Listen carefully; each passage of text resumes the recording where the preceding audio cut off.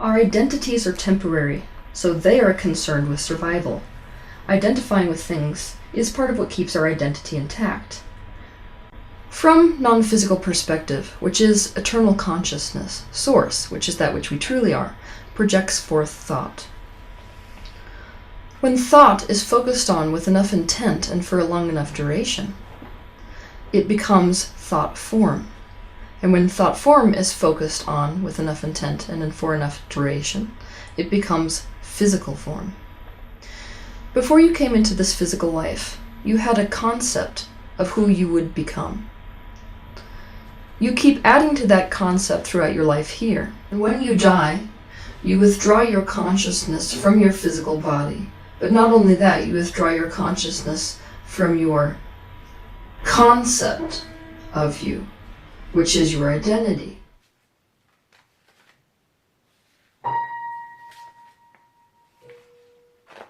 Often it only has enough energy to sort of surge into the physical dimension, which is why ghosts are often seen in a kind of a loop, meaning they can only feed one projection into the physical over and over, such as a ghost walking down a specific hallway in the same way over and over again, or appearing in one specific window, or crying in one room of the house. And the more aware we are of them, the more we feed energy to the thought form, and the stronger the thought form specifically gets, which is why one thought form may dissipate over time, but a very famous ghost may continue its interaction with the physical dimension for hundreds of years. We keep them alive with our focus. Fear is an especially strong current of desire within us. It is also a very strong point of attraction, and that strong energy feeds thought forms particularly well.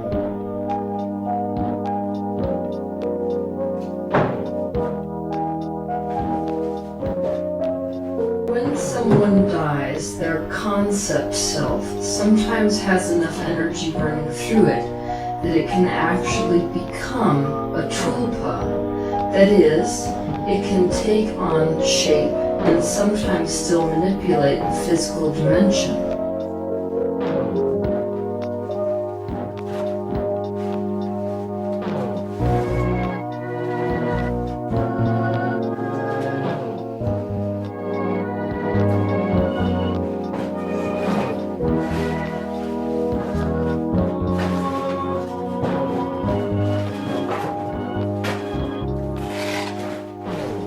Our concept cells are particularly attached to specific people, places, and things. This attachment and identification is what preserves our self-concept. Our source cells are eternal. They're not identified with specific things or specific identities, which is how you know if you're dealing with a ghost, or such as a direct projection of source energy.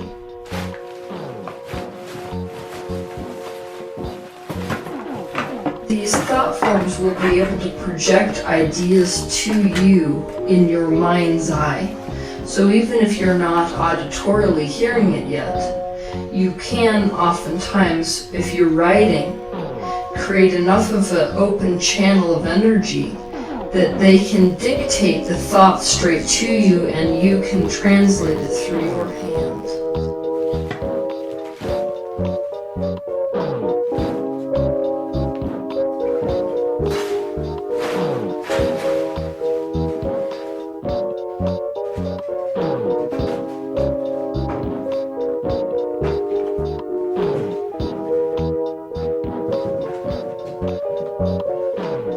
We can non-verbally communicate with them, and if you're able to communicate with them, you can cause them to alter their vibration and let go of the projection that is feeding their existence here. This is why dealing with a ghost's unfinished business is so effective when you're trying to get rid of the ghost. You can talk into manifestation as well. Anytime you mentally help them into the light, you're essentially helping them to de-manifest.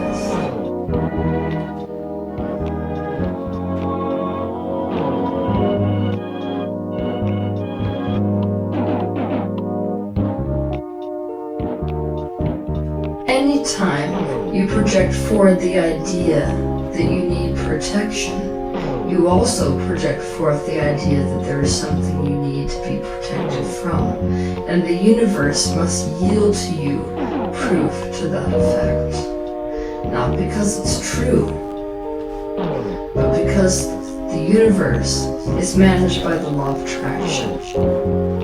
It must use anything that you focus on long enough.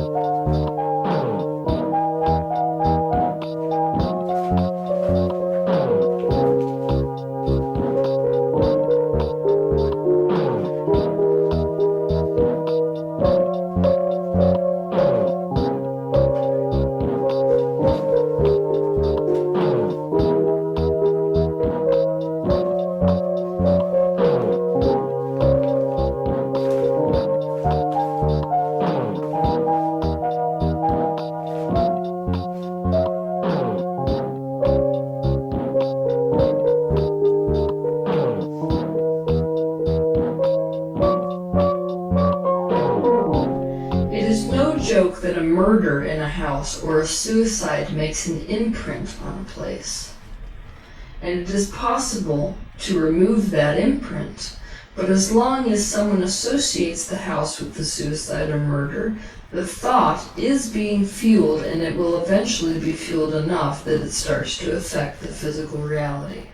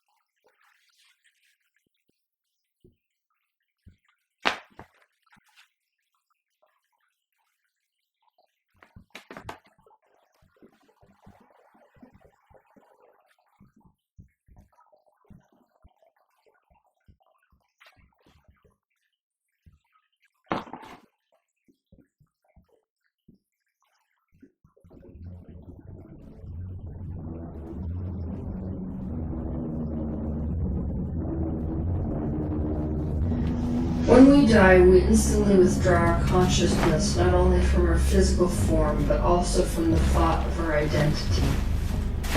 But every thought that has ever been thought still exists, and thoughts think. You, in this physical body, are essentially a thought that thinks. And so, even though you withdraw from your own toolpot, it can continue to project forth thoughts and actions for a time. This is especially true when the person who died with an immense desire to preserve their own identity, such as during a murder or when we have a sense of needing to be here for someone we're leaving behind.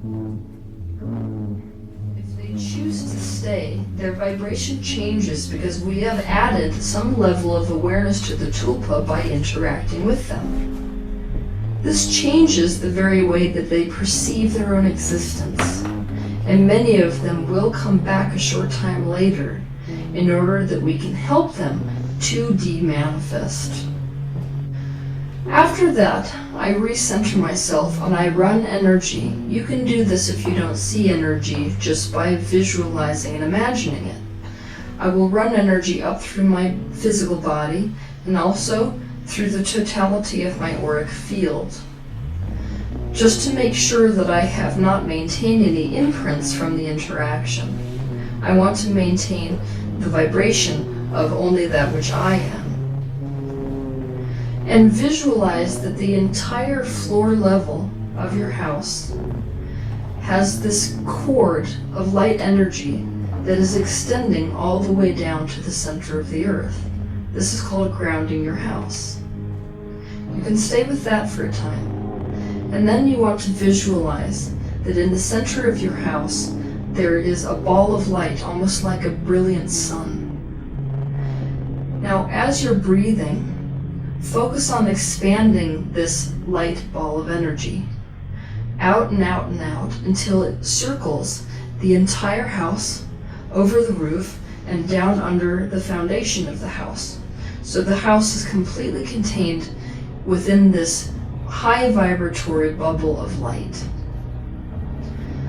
And then, around that, I want you to imagine a 4 to 8 foot wall of like a violet fire, or a violet light, whichever one works for you.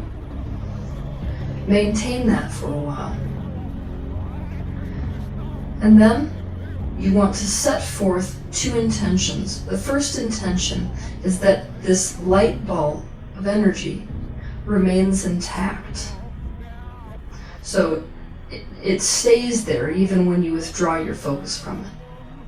The second intention you want to set forth is that any beings of divine nature of a high vibratory rate can enter at will.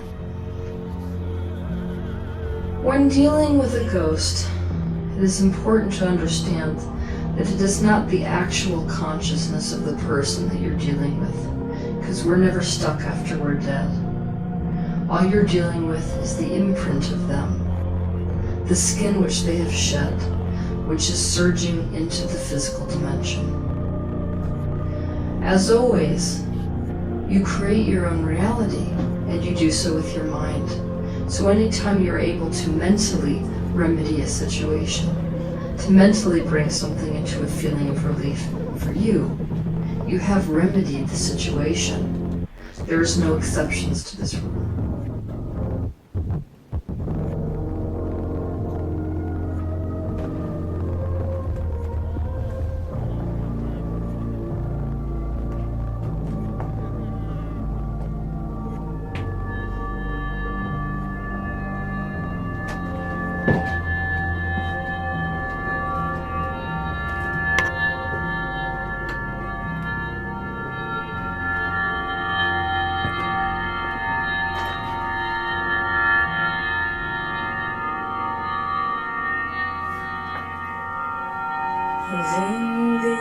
Dieviņi, kālabade,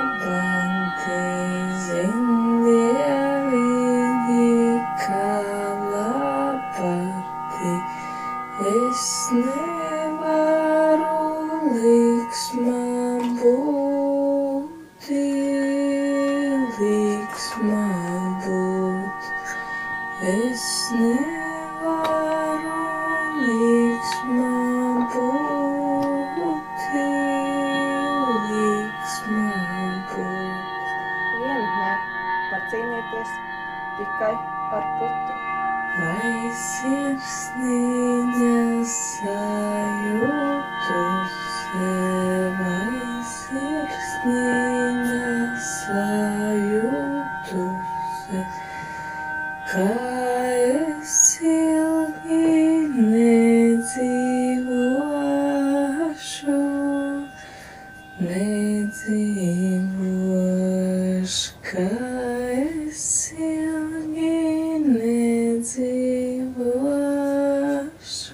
Riga. nedzīvos